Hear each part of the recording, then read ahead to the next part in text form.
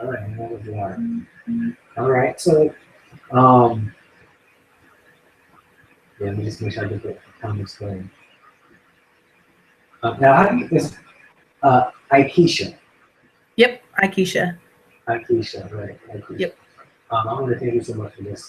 Um, accepting this call and allowing us to talk about um, both of my experiences growing up without dads. Um, as I spoke to before, um, a couple of days ago, somebody tagged me in your Instagram picture, and I looked at the post, and then I went on. I did some investigating. Like, I'm one of those Google investigators. So I googled your name, went on your Facebook, got your Twitter, um, and I usually don't do that, but when I found out that you was an author and the nature of the book, I wanted to connect with you because I too am an author. I too wrote a book about my experiences growing up as a father, things that I learned, Right. and I really wanted to talk to you because I think it's an amazing thing, and I think you just told me that your book just released last week, this Yep. week, last week, It just right? released. Yep. October 1st was the October release 1st. date. Mm-hmm. And one of the things that I feel is, here's the thing. Uh, Communities are suffering everywhere, particularly urban communities, and particularly, um, you know, Black families are suffering from the problem of fatherlessness. Right? Right. And there's a lot of things going on in the world, such as, especially, let's not say the world. Let's talk about our own communities, American urban communities. There's gun violence, there's robberies, there's rape, and we tend to look at the symptoms, and those things I believe are symptoms of an overarching problem. Right. Um, so we have initiatives to try to take guns off the streets. We have Mm-hmm. initiatives to try to stop violence and trying to educate kids. But Right. there's not much out there to help strengthen the urban family, particularly Black families, right? And uh, one of the reasons I feel is what's at the root of the problem is the fact that there's a lot of urban homes growing up, or kids growing up without fathers in the home. Right. And I think that without that change, without that, being I guess, without that problem being fixed, all these other problems will continue to be, and it's going to be continue to be prevalent in urban communities. Right. And so, like, I tell people like this. One of my favorite movies is the movie Armageddon. Yeah? Have you ever seen that You movie? said Armageddon. Yeah, Armageddon. You ever Armageddon. seen it? What? Steven Tyler. Yeah, his I miss brother. you. Yeah. I love that song. Yeah, I love that right. song. And in the movie, they had talked about hitting the media with a nuke, but they said that it wouldn't do anything because it's too big of a problem. Like you can't hit that with a nuke on the surface. What you have to do is you have to dig in the surface and let it explode from the middle. This way to break up, right? And I think that we tend to talk about the symptoms of problems as if it's going to explode and asteroid, right? So we talk about gun violence and getting guns off the street. That's not going. That's like taking a nuke and hitting the surface of a megaton asteroid. It's not going to do anything. What you got to do is you got to find the problem. The root of the problem is broken families, and part of that is the fact that people like you and I have to grow up fatherless. Yeah, So I know. I would agree. Um, I know that I look at a lot of young girls who um, make decisions that I'm like, huh, I wonder if their father was in their home. Like that goes through my mind, and sometimes I think about myself being them, and I'm like, oh, I made that decision too, and I wonder what I can do to, like, I'm in the social work field as well, so a lot of my clientele that I deal with obviously have mental health and substance abuse issues, but that comes from a root of trauma. So I think that trauma is very, very important when coming across women or just anybody who have these symptoms and behaviors. We're just like, where is this coming from? And I've noticed that just in the child welfare system, we only treat the symptoms, and it's just like, no, no, no, no. We need to get to the root of the problem. And I can connect with you on ways when you talk about just the symptoms, and that is so important, so important. And I think that trauma is very, very important when dealing with people who have grown up without fathers, um, and just in other aspects as well. But I think trauma is really, really important, and the symptoms and all that good stuff. So Yeah. I agree. I agree. Yeah, it's tough. And you know, I grew up without my father.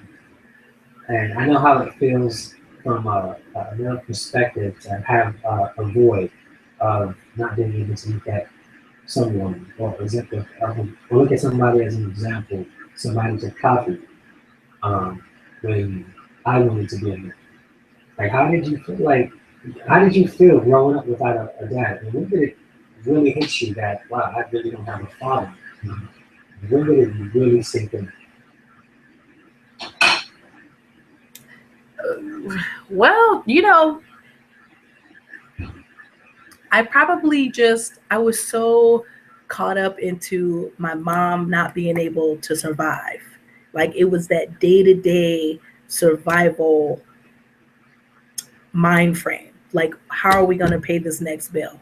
What are we going to do? That is the mind frame I had for a long time before. And I knew I didn't have a father, but I was blaming my mom. Like I was more mad at her. My energy went toward her because I'm like, you're not doing this. You won't go back to get higher education. We're still living off welfare. You know, you don't have money for me to get XYZ at school. So it's like my energy was directed toward her. And it wasn't until I got almost till I wanted to write a book almost. And that feeling probably came like, I don't know, 3 or 4 years ago. I wanted to write a book, but I never acted upon it because I was like, who would want to hear my darn story? I know I got a story, but who would want to hear that? Who would want to listen to that? And I was fortunate enough to be an athlete. So when you're an athlete, you hang around other families. So that is the only thing that probably saved me because I was around other girls who was a part of my track team who had fathers who was in their lives. So they were able to take me under their wing because I'm telling you right now, if they wasn't in my life, I don't know where I would be at, to be honest. I really don't. But they only filled the void for a little bit. They didn't fill the void completely. And I was still out there doing things I should not have been doing. And you're from Ohio, right? I am from Ohio. You know, the funny thing, I think my father was actually born in Ohio. Your father was? Yeah, my father was actually born Really? in Ohio. And yeah, but then moved to the Bronx. Yeah, moved to the Bronx. Yeah. He was actually, yeah, he was born here. I found that out because when I looked at my birth certificate, it tells you the name of your father, wherever you're there, and it tells you his birthplace. And so I forgot the city. So, yeah. Have you ever met your father? Have I what? Have you ever met your father? Yes, I've met my father. He's around. Yeah. He's around here, 5 minutes away somewhere. Was he always around, or? Yeah, Just, I mean, he's. We always known him. I've always known him. I would probably see my dad once every 2-3 years. And he's 10 minutes away? Huh? And he's 10 minutes away? Yeah. I probably haven't seen my dad in, I don't know. I honestly can't tell you when the last time I saw my father. But I will tell you is that since he's known that I published this book, he reached out. He just said, hey, just want to tell you I'm proud of you. Okay. And that's the end of our conversation. Have you read it yet? Well, I don't know if he's ready yet, but I'm hoping that he does, because So, a lot of my fears and insecurities and flaws are in that book. I am being so real in that book. so what if he reads it? How do you think he's gonna feel? I don't know. Like, I'm nervous. I actually was Yeah, nervous. Like, to be honest, right before it was publishing time, I was thinking to myself, like, oh my God, like I am putting like the realness in this book. And I'm pretty sure my father doesn't want to read about me sleeping with a lot of men. I'm pretty sure he doesn't. But it's in there. Like details, like vivid details. So I don't really know how he's gonna feel about it.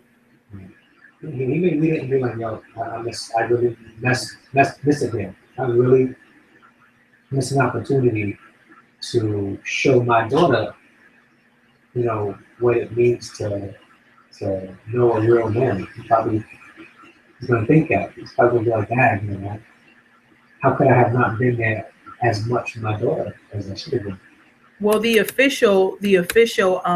wrote an official letter to him, which is in the book, and you can go to my website and download it for free to subscribe to. What is your website? www.ikeshiacapre.com. Okay.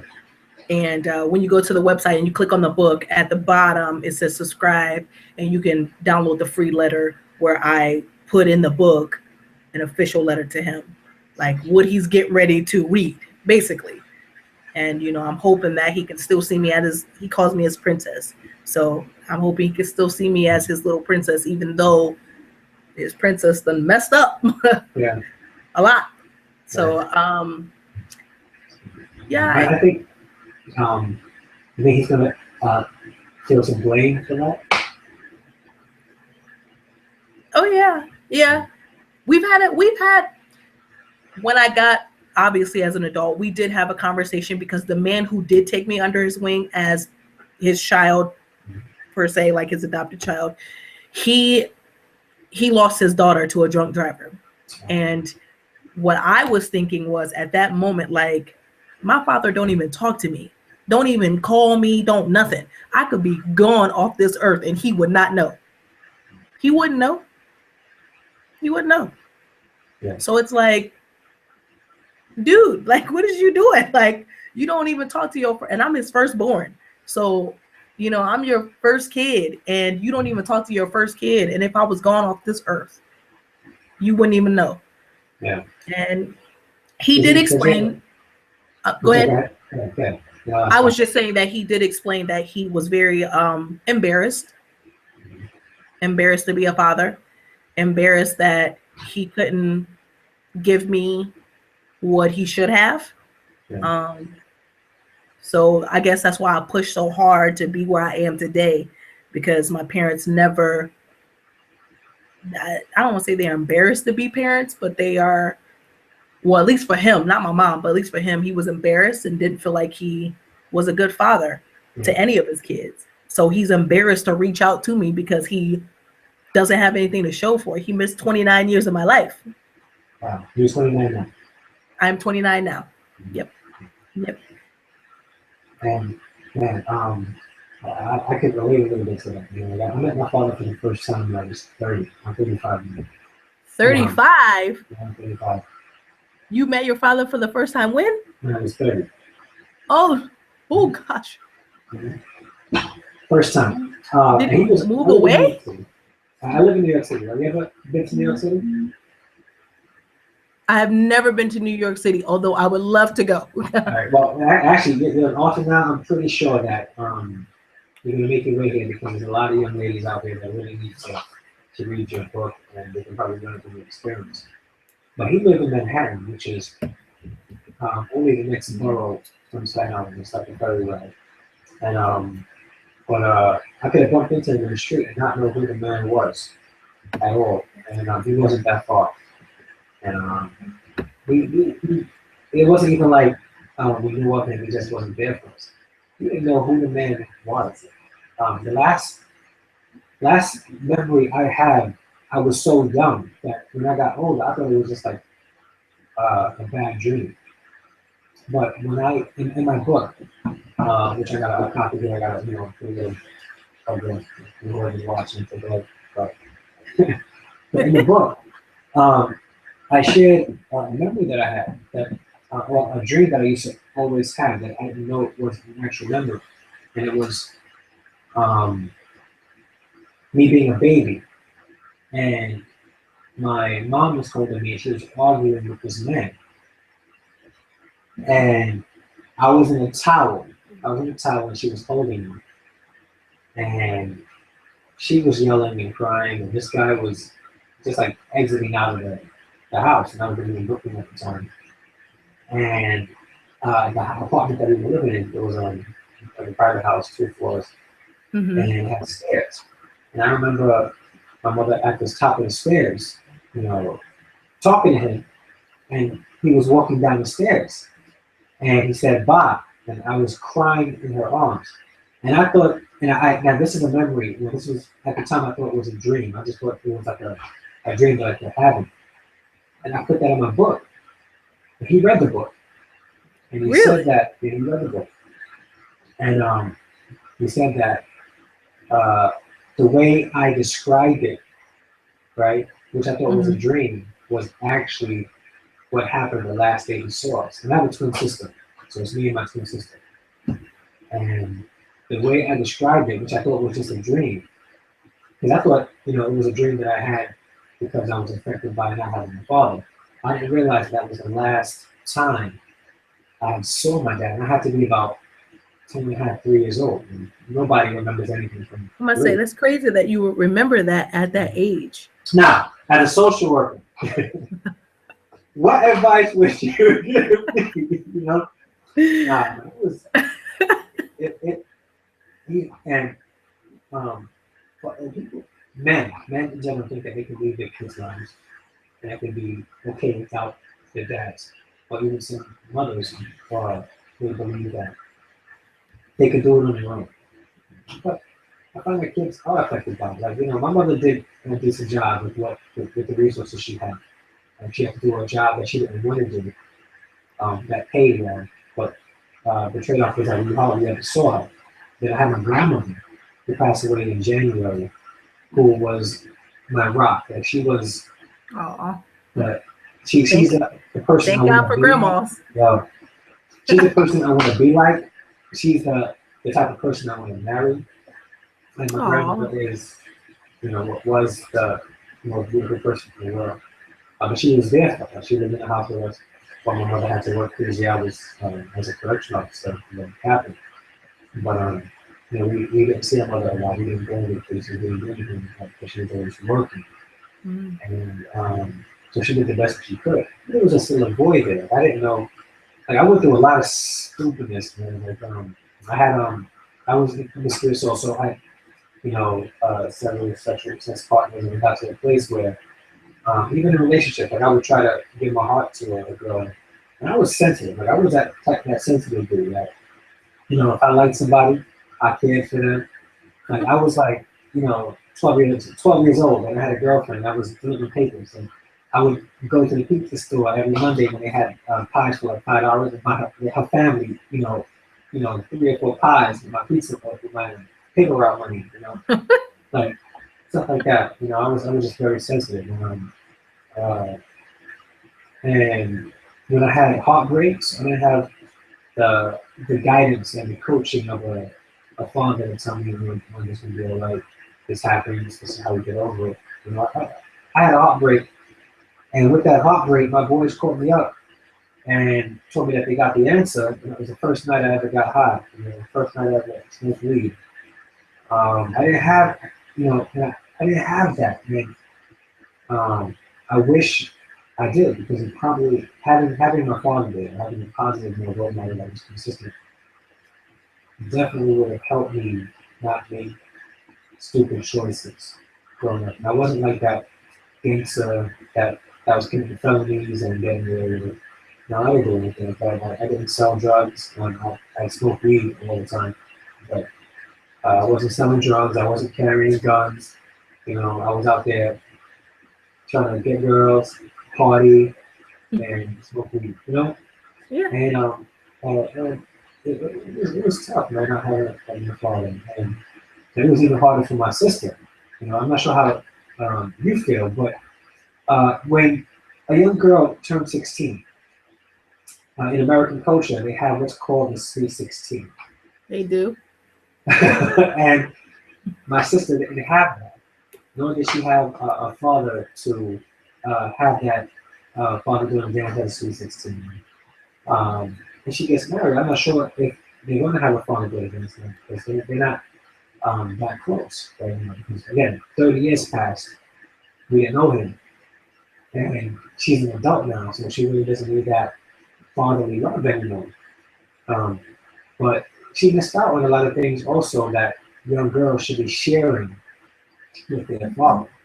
You know, Right. and like what are your thoughts on that? What are your experiences? How do you feel? Well, me and your sister had the same experience. I didn't have a sweet 16 either. And it was hard growing up without my mom not being able to take care of me. So so I knew she wasn't financially able to give me anything.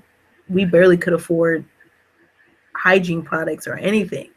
So the struggle was real for Yeah, us.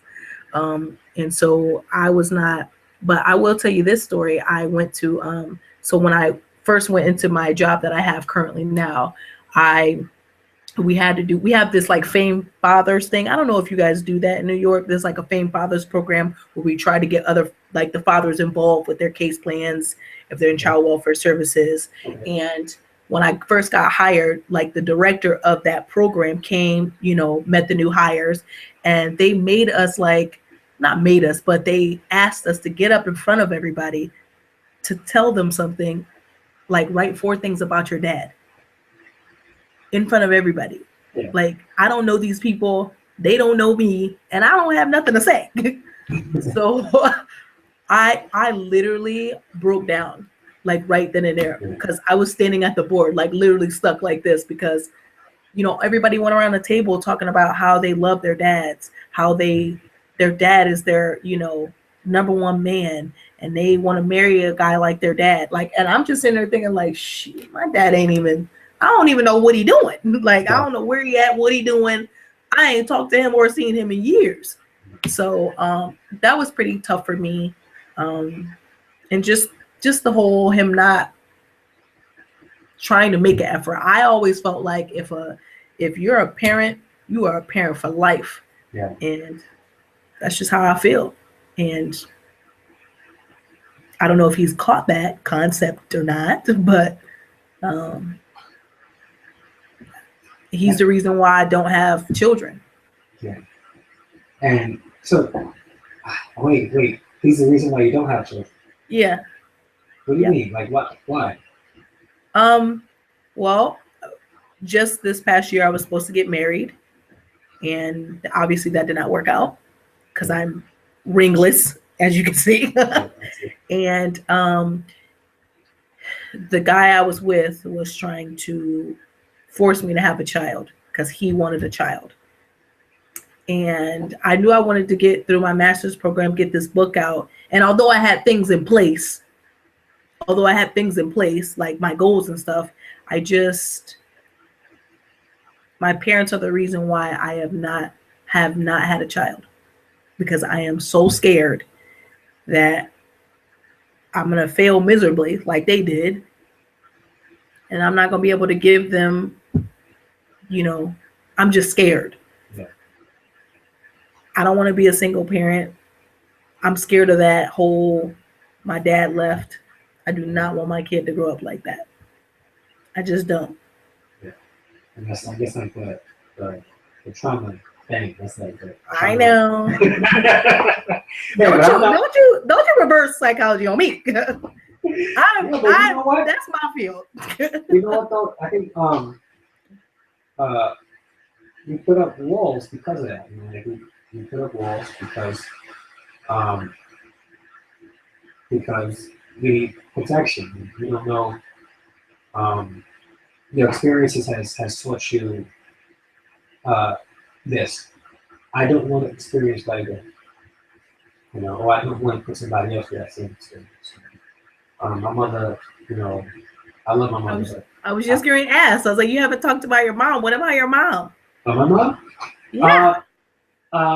I love my mom. I love my mom. Aw. I do love her. But she did the best that she could, and did everything she knew how to do her best to raise us. But my mother is the type that she loves her life, and she loves her life. And she's in Orlando, far away from all of us, loving her life, and she's entitled to. She's entitled live her life. Um, and as much as I love my mom, like that's not sort of my example, that or the example I want to strive to be. Like my grandmother is what I want to be. My grandmother lived for, and I think she lived for her children, grandchildren, and great grandchildren. But again, my mother was also attention to be a difficult person. There were times when me and my father would have conversations, and he would say, "Yeah, man, your mom is just so difficult sometimes." Um, I look at my life. I'm a divorcee, and I have custody of my kids. I have three sons, 17, uh, 13, and 8, and I have custody of them. And I look at my situation, and um, you know, I care deeply for my kid's mother, and it's like, um, but like sometimes that I feel like she can be difficult at times, and that's people. That's people. Um, but let's say the tables were turned and my ex-wife had custody of the kids. They were living with her. No matter how difficult she would be, at least I would like to think that this would be me. No matter how difficult she could be, I would never allow anyone to keep me away from my kids. At least I'll put the effort in. I want them to know I'm doing everything that's in my power, humiliating myself, degrading myself, putting up with being belittled so that I can see you, so I can spend time with you and be there for you. Right. And I feel like my dad didn't do that. My dad took the easy way out, like they did a lot of fathers. And I'm not sure like what happened with your dad and your mom, but one thing that, and this is a personal thing, I have very low respect for men who will bail out on their family and their kids just because they feel like it's easier not to have to deal with the mother and the child. You know. So no matter how difficult my mother can be at times, she's loving. And if she's difficult, there's usually a reason why she's difficult. But I feel nothing should have kept them from us for 30 years. Yeah. 30 years is a long time. Not knowing anybody. And I have 2 brothers and another sister that I know of. That I know of. I know of. And I say it like, I'm going to tell you why I say that. When I first met him, right, we had a conversation. Now, growing up, me and my sister, Alicia, my twin, knew about our sister, Stacy. We had another sister, Stacy Rivera, that we knew of, we just never met, and we didn't know how we could get in touch with her. So one day through Facebook, my father's sister sent me an inbox. It came out of nowhere, and it came out of really nowhere. I got an inbox. I'm reading the Facebook inbox, and it says, is your mother's name Gloria Harrison? If so, I'm your aunt. I was like, what? I wrote back right away. I said, yes, well, are you Irving Rivera's sister? She didn't write back for like 4 days. And at that point, I was anxious, and I'm thinking maybe it's not my aunt. Right. After she wrote back, she said, yeah, I'm your aunt, Aunt Nida, and yeah, Irving's my brother. I said, give me a number. We started talking. And then I said, yeah, so tell me about my dad. He told me about my dad. I said, yeah, so I know of Stacy. I said, yeah, there's Stacy and there's Quentin. I said, Quentin? I said, yeah, you got another brother named Quentin. Oh. I was like, oh, wow, okay. Okay. So, the first day I met my father, I met Quentin. I picked up Quentin first, and then we went to go see my father. And I had asked him, the day I met him, is there any other children you don't know about? He said, no. He said, no, there's no other kids. I was like, all right, cool. So it was me, my sister, Stacy, me, Alicia, which is the sister I grew up with, my twin, Stacy and Quentin. All right, cool. All right, so we try to stay in touch as often as we can. Life gets busy, but we try to stay in touch as often as Right. we can. Last year, 2014, I got a phone call from Quentin. You're not going to believe this. I said, believe what? He said, our father comes to my door, right, with some dude, some kid, he's like 20 at the time, and tells me that this is my brother Joshua. I was like, what?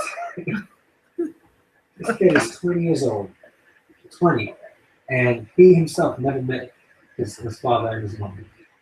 My father and his mother, and it was Joshua. So I ended up finding out that we had another brother who was 20 years old. We didn't have a relationship with my father. It was tough, man. And again, like I'm developing a love for my dad. We don't get a chance to talk a lot because of how busy my life is right now. Right. And I feel bad about that because I want to get closer to him. I want to get to know him a little bit better. But in the back of my mind, I'm like, yo, like, we want you for all of us. Like, it's not just me and my sister. Yeah. We had two kids that knew of you, that saw you every now and then. Mm-hmm. They feel like you weren't there. And then there's Joshua, who just came out of nowhere, and he doesn't even know who you are. He's 20. But I vow like not to be that kind of dad, and not just a dad that's not absent. I vow to be a dad that's active, that's there, Right. that loves my kids. And I want my kids to know that. If you ask my kids, they'll tell you my kids are brutally honest. They'll tell you all my shortcomings first. Like they'll tell you everything. Like if you say, "What kind of dad is he?" Well, he's this, he's this, he's this, he's that, he's that. They just throwing you under the bus. Under the bus, but then they'll always end it. But he loves us so much. They know that. I show them, I'm there for them.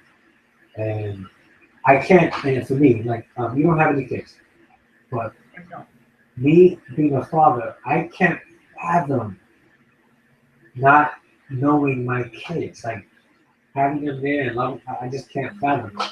So like, my experience sort of had an adverse effect. I wanted to get married. I wanted to have kids. I wanted to be the father that my dad was not to me. Right. And that was it for me. So your relationship, your engagement, did you break it off or did he break it off? Well, It was a mutual. I'm supposed to be putting this in the next book. No spoilers. No spoilers, not yet. Well, I would tell you this. Yeah. When I got engaged and he wanted a kid, I just wasn't ready. I just wasn't ready in general. Like I told you, I had goals and stuff that I wanted to reach, and I wanted us to get financially stable before we got there. But once we were not engaged anymore, I went back and thought over these last 6 months, I was like, you know what? Probably what hurt the most is that he took the opportunity away from me to be a mother and to see if I could do it. And I promise you, if you knew me 15 years ago, I would have never said that I would ever get married or have children. And when that opportunity came, although I wasn't ready at the time, he wanted me to have it. Eventually, I would have been ready. And eventually, I would have been okay and wanted to be a mother. But then now that he don't rip that from me, it's just almost like, oh, well, maybe I did want to be a mom. Maybe I was ready. And then that is what, I don't know. So the relationship was very, very destructive on his end. He was let's just say he has daddy issues that I didn't know about until we got into the relationship. Granted, his father is a part of his life, but his father wanted him to be somebody that he was never going to be. And they've had a very rocky relationship up and down. So now, granted, I don't know what else happened in his childhood, but whatever has happened has affected him in relationships with women and has for years. I didn't know this information until after our engagement was over. And I was like, oh, You dodged the bullet. I dodged a bullet, yes.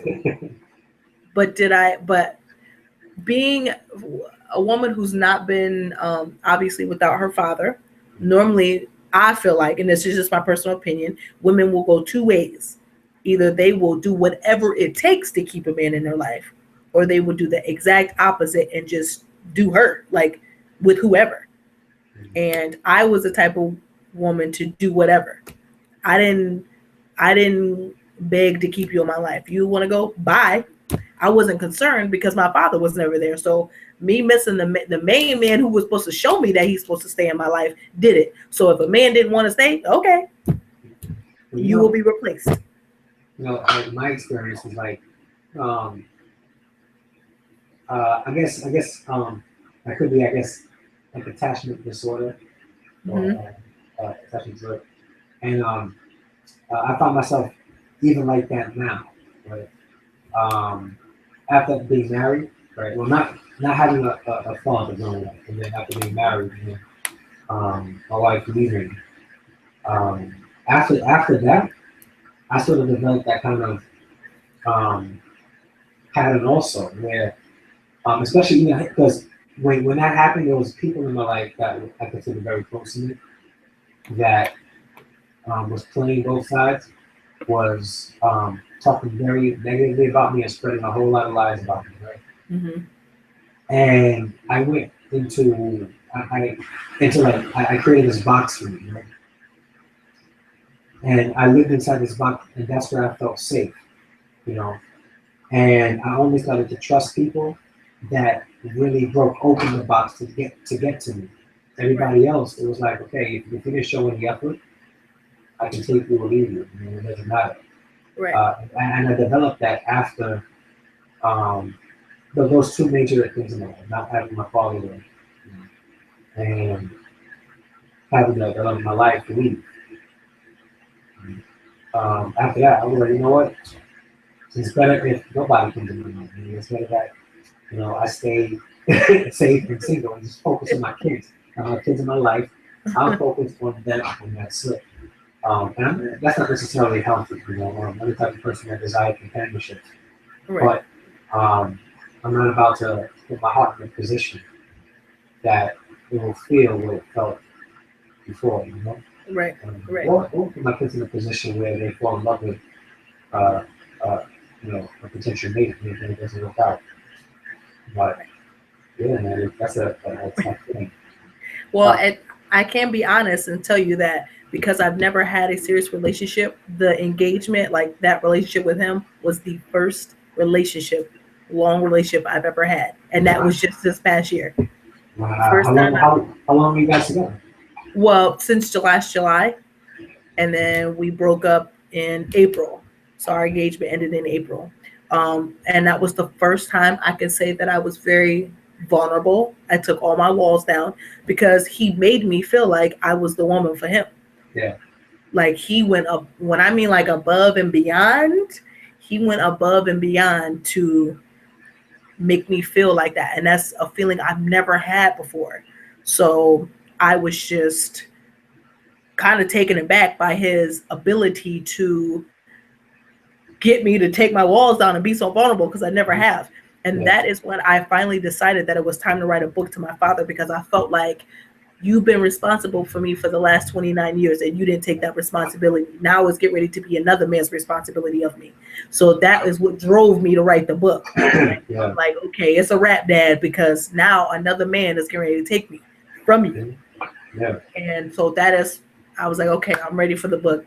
I'm ready. I need to find an avenue to get the story out and finally put this to rest. Yeah. So, but I guess God had other plans.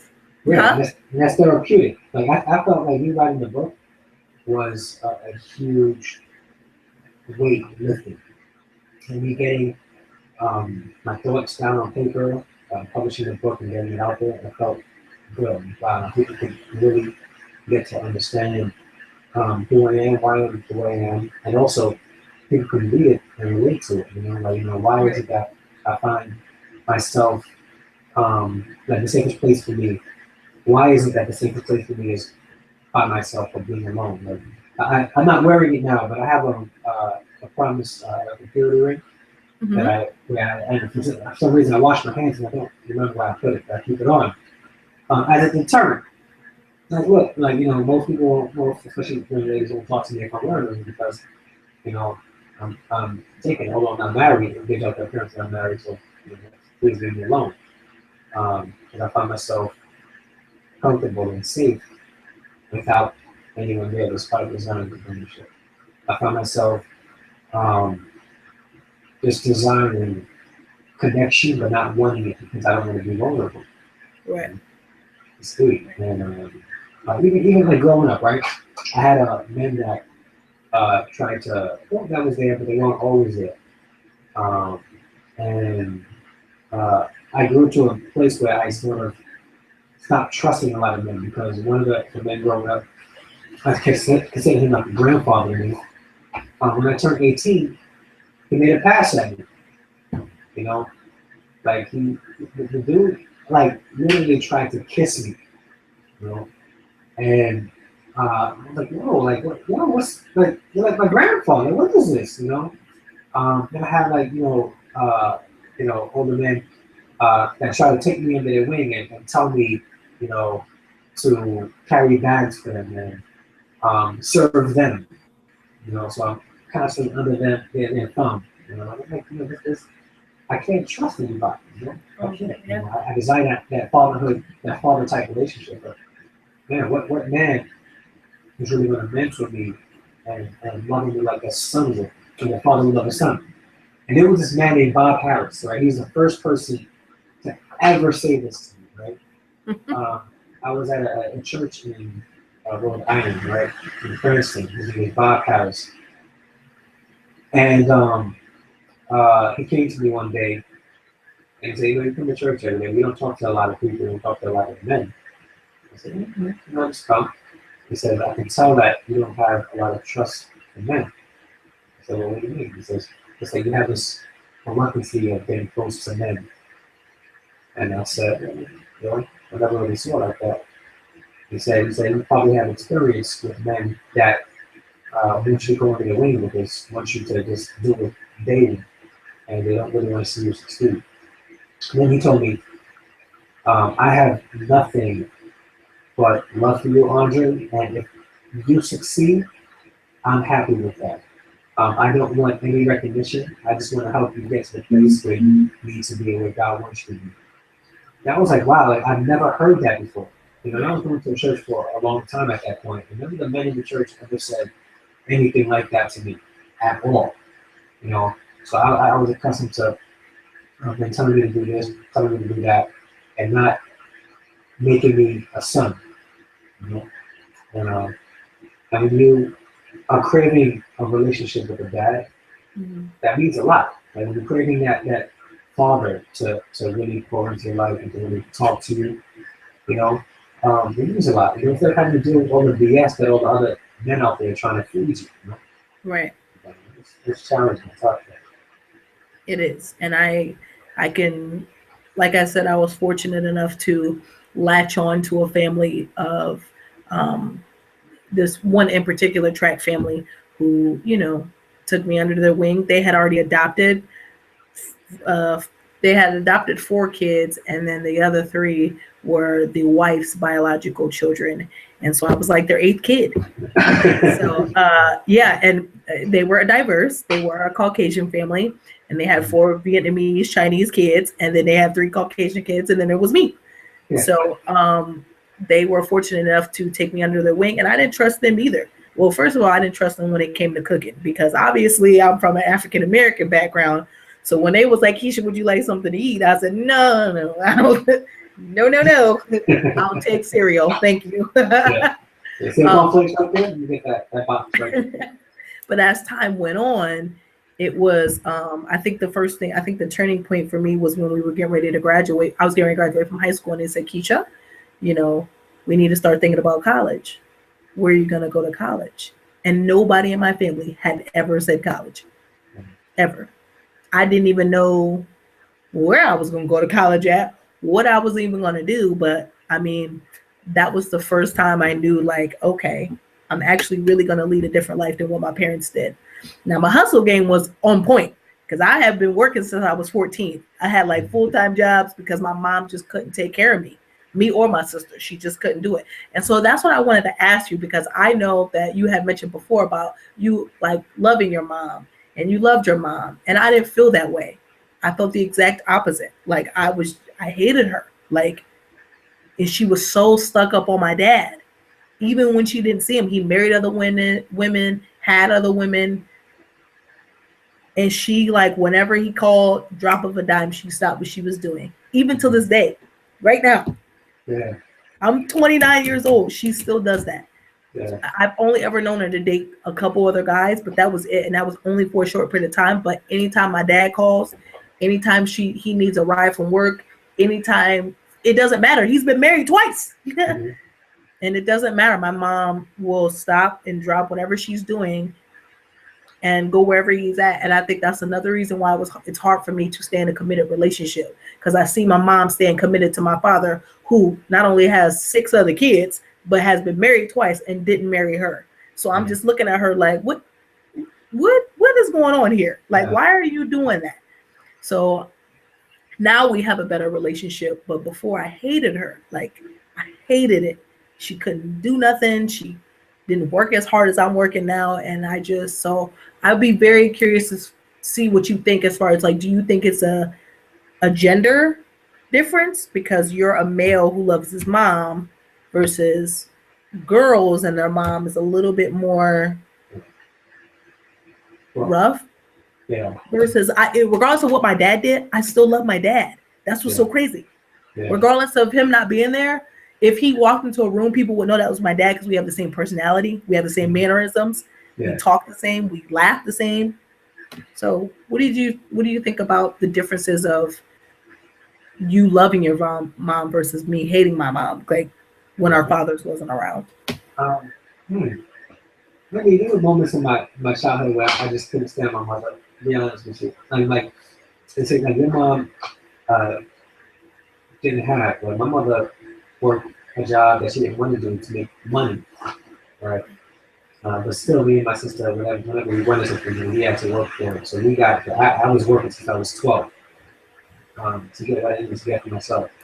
But again, I'm not sure if it's just me as a person, but one of the things that people used to say about me is that, or probably still do say about me, is that I'm loyal to a fault. Like, I could be best friends with somebody, right?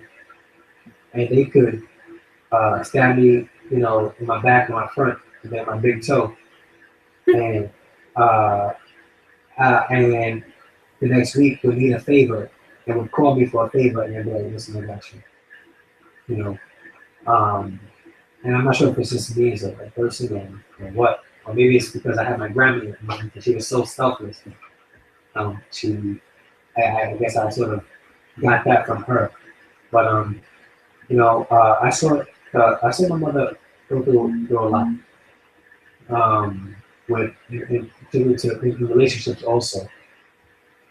So I wanted to be the man to her that other men were not to her.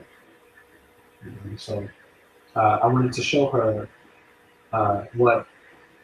I mean, I was too young, so I'm not sure if that's what. How do I say? Maybe unconsciously I was doing this, but showing her love despite how she would treat me. Just wanted to love her and show her that not all men will be the type of men that she either been with or right kind of experienced with. So I guess my upbringing was all about proving something to my mother. Right. And maybe this is good. I'm getting a lot of stuff out. This is good. You must be a good social worker. I'm getting out feelings, and especially feelings that. That's what I do. I'm supposed to be very observant. I'm supposed to listen. I'm supposed to. Yeah. That's the whole thing about being a social worker. You're supposed to help when in need. Yeah. That's what we do. So, but yeah, I've I've tried, and I'm still, pretty much moving forward with my life. And like you said earlier, being therapeutic about putting everything in a book. Now I feel like, okay, it's out there, it's done, boom. Yeah. So my father can actually, the only thing he's ever attended, has ever seen me do was graduate from college in my undergrad. It's Wow. the only thing he's ever seen me do. Now, remind you, I've been an athlete for years.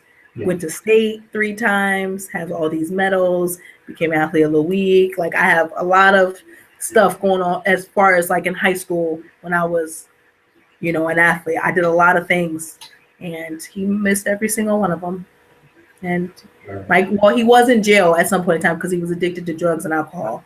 So he was in jail at some point. And my grandma, his mother would send him like clippings when we would be in the newspaper, the local newspaper, for breaking records or whatever it is. And but yeah, the only thing he ever got to see me do was graduate from college, and I was 23. Okay. He's probably proud moment in his life. I'm sure he is. Now he knows that I'm getting ready to graduate from my with my master's in social work in May. So I have 3 classes left. And now he knows that his daughter is an author. So, sometimes I think like, God, how did I make it? Like, what brought me through? What got me through? And I'm here today. I'm still here going, trying to get a second book out. And that's crazy because I would have never thought I would be an author ever. Yeah. But here you are. You're an author. I think it's gonna explode because your story is not unique, and I say that in a good way. There's a lot of young girls growing up without dads that need to hear a story and they need to motivate and say, "Wow, I'm not alone." And she was able to do it. She went to college and graduated with a master's. And she's using her degree in her life to help other people. And this book is helping other people. It's going to be an inspiration, and it's needed. And it really is needed. I'm hoping. I really am hoping. Because I provided an 11-step guide in the back of the book of what I think that will be at least a step into the right direction of, just getting out there and doing what you need to do to move your life forward. I had a lot of insecurities in the book about me being unattractive because my father's dark skinned, I'm dark skinned. My mom and sister are a little brown skinned, so I had that insecurity, and that was probably my biggest insecurity because I didn't feel pretty and I was not told that. So anytime a guy paid me any attention or gave me some sort of attention growing up, I and nobody, and like you said, I was never taught how to have a relationship. Mm-hmm.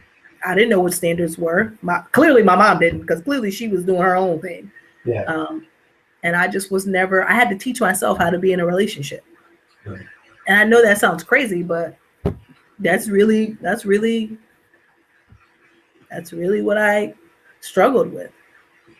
I didn't have issues like getting a job, getting an education. I didn't have that issue because I had already got under the wing of somebody who already was doing that and who already had that mastered. So when it came to going to get a job, making sure you keep a roof over your head, getting an education, I had that squared away. When it came to relationships, I had no clue what I was doing. Well, you're intelligent. You're a beautiful woman. And Thank you. The world is now discovering that, there's beauty in every shade, especially in those of African descent. So, be encouraging that. We've been talking now for over an hour. Well, I don't know. I didn't feel like that. I just took the time. I'm like, wow, it's like a half an hour. Time flies by. Yeah, it does. It does. What? Like, what's next for you? What are you gonna be doing now? Well, I as far as like with the book, With the book? If you have any speaking engagements? well, I will be on the not I will be on them, but they will do a like a broadcast on our local, actually it's the number one college station in the nation, Okay. 88.1 in Ohio from Sure. University of Akron. Yeah. They will do a broadcast for the next couple of weeks of my book. I will be in the AMP Society live show in Cleveland, Ohio. Not sure if you know what Cleveland, Ohio is. Yeah, I know Cleveland. That's Cleveland Heights, Ohio. LeBron Yeah. James, right? Yeah. Some Yeah. basketball player. LeBron's from Akron. Oh, he's from Akron. oh, get out of here. All right. And I actually work in Akron. So, Yeah. you know, so yeah, I'll be on that show the 17th. And yeah, I think that's what's coming up. This was one of the other things that I was doing. So I am, oh, and I'll be in the Swag Her magazine in the December issue in December for the fall or in holidays. So I'm pretty excited about, you know, me trying to network, me trying to, you know, show other women that you don't have to be a product of your environment. My whole thing is about breaking the cycle. That's why, you know, here's my book. Yay! Show it off. That's why. Actually, when you was watching, if you look like you have a showcase button, you can click the link there to purchase the book. Yeah. But that's why I put, you know, Dear Dad, I broke the cycle because, you know, I was set up to fail. And that is so true. Like I could have been on welfare like my mom. I could have probably had 2 or 3 kids because I started being sexually active at 14. And, you know, did I know anything about protection and birth control? Nope. So I could have easily took the path my mom took easily. Yeah. So, and you know, my father was in and out of jail. I could have been addicted to drugs and alcohol, but I wasn't. I got around the right people, and they took me under their wing. They set me on the right path, and then I am here today. And so I just want to encourage anybody to keep faith, keep your goals, keep striving to be better every day, and get to know yourself. Know yourself. I think it's very, very important. So there's a conference, national conference in February in Los Angeles. It's the Fathers and Family Coalition of America. They have a national conference there. You should go and connect. You know, we'll talk afterwards. Maybe if you can get there, and if I get a table, you know, we'll share a table so that you can get your product out there in the book and talk to a few people because I think I wrote this book from a fatherless son standpoint. You have your book from a daughterless, fatherless daughter standpoint. what is the book called? Sorry. My book? Yeah. From a fatherless father to his sons. I love that title. From a Yeah. fatherless father To his sons. to his sons. Yeah. Okay. The best thing I learned growing up without a dad and teach to my son as well. And I think hopefully we'll have the opportunity to do things together. But I can see you doing seminars after you graduate, traveling, writing more books, and really encouraging families in general. But I do also thank you for taking the opportunity to talk to me Of about course. your experience, and you know, because we have that in common. You know, growing up without a father. I live in New York City. You know, my dad. He lived in Akron, Ohio. Akron, Ohio. Is that where you're from? I'm from Canton, Ohio. I'm from the Hall of Fame city. All right. I work in Akron though. Okay, yes. And then I go to school in Cleveland. It's a mess. Wow. I'm all over the place, I tell you. Yeah. I'm like all over the place. Yeah, but that shows that the fatherlessness is an epidemic all across the United States. So, All right. yeah, I think something has to change. Really fast. Right. Um, And I think a lot of, and I will say, I think a lot of things that go on, and I don't mean to downplay anybody, so I don't want anybody to take this the wrong way, but I think that celebrities have to understand that they are also I know, I get it that they're celebrities, they live their own life, but they do not understand how influential they are to the young people. So Mhm. when women get on Instagram, it bugs me the most when women get on Instagram showing all their boobs, their butts, and then they're basically taking whatever any type of treatment that they can because they're with the baller or they're with Yeah, the, and I see that so much, and like women are like okay with that, and I'm just like, do they have fathers in their lives? Because I'm missing the point here. I mean, I almost want to like write them like a message like, do you have a father? Because yeah, clearly what you're doing right now and all the like abuse and the it doesn't even have to be physical, the emotional abuse you mhm, taken from all these men because you want to be important or you want to feel important so bad. Like, love yourself first, love yourself.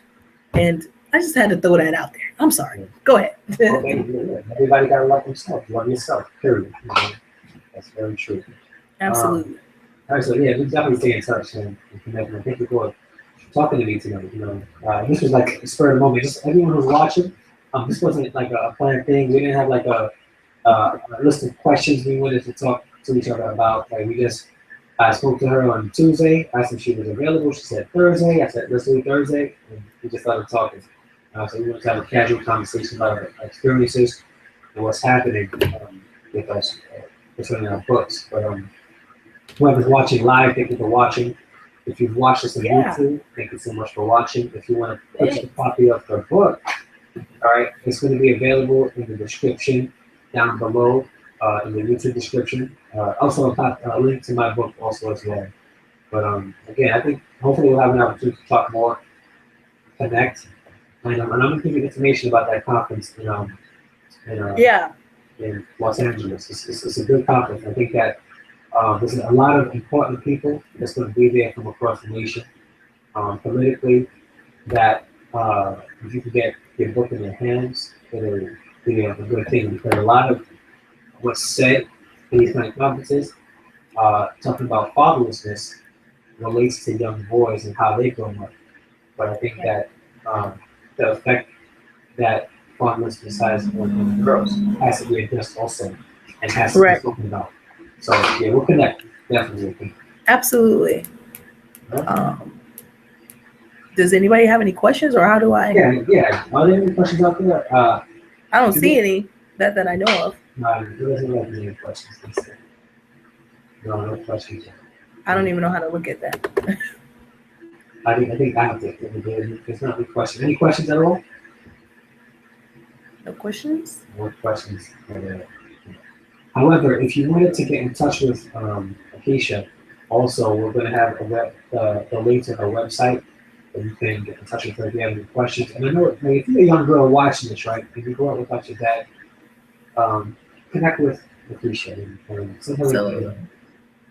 Absolutely. I can help you move your life forward. And how can, seeking forgiveness, because although I might talk about my dad and how he wasn't there for me, I forgive him, for not being there. And if I don't forgive him, how am I supposed to move on? How am I supposed to give my all to the next man that I do come across, or give my all to my children? What example am I setting for my children when I do have them? If I'm walking around here being mad at my dad, Yeah.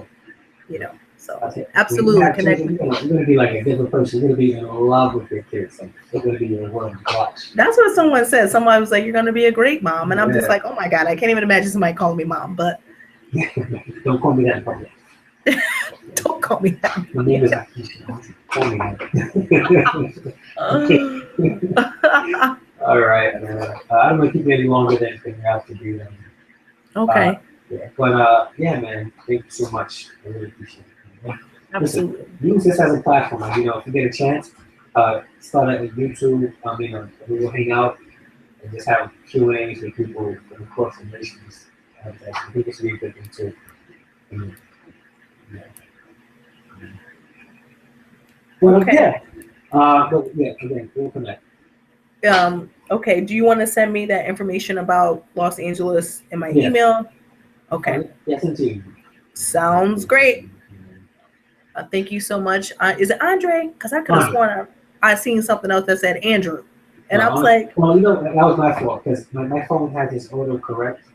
oh, I okay. sent you emails from my phone, and when I type in Andre space phone, they add that W. Like, Oh, it's I was Andre. like, maybe he just wants to be like, you know what? I'm cool with the W. We'll take that off. I like your name. I hated I hated Ikeshia for a long time. It is Why? just now. I hated it. I don't know. I just hated it. Well, And I only you went grew by up like Keisha. like an all-white neighborhood? I'm sorry? Did you grow up in like an all-white neighborhood? I did. Well, Akeisha's like the token. Like, if you grew up in an all-white neighborhood and like you're of chocolate complexion, and your name is Ikeshia, it's like, okay. You must be Ikeshia. Yeah, you must be Ikeshia. You must be her. I hated it. And I only went by Keisha, and I made people call me that. And it wasn't until this year, my person who designed my book cover said, you know what? She was like, there's a lot of Keishas in the world, but there's not that many Ikeshas. Yeah. She was like, so you need to go by that. Yeah, it's a good name. I'm just like, imagine first day of school for you. Tiffany, raise your hand. Samantha, raise your hand. Ikeshia, good, you're here. Thomas, good, you're here. Yeah. Teacher looks right up at me. I'm like, oh, Ikeshia, all right. Yeah, that's you. That'd be you. Okay. Yeah, man, this was good. Man. Thank you so much. I appreciate it. And yeah, so we'll talk soon. Okay, sounds great. Thank you so much. Oh, thank you. Thank you. Bye, everybody. All right. Have a good night. See ya.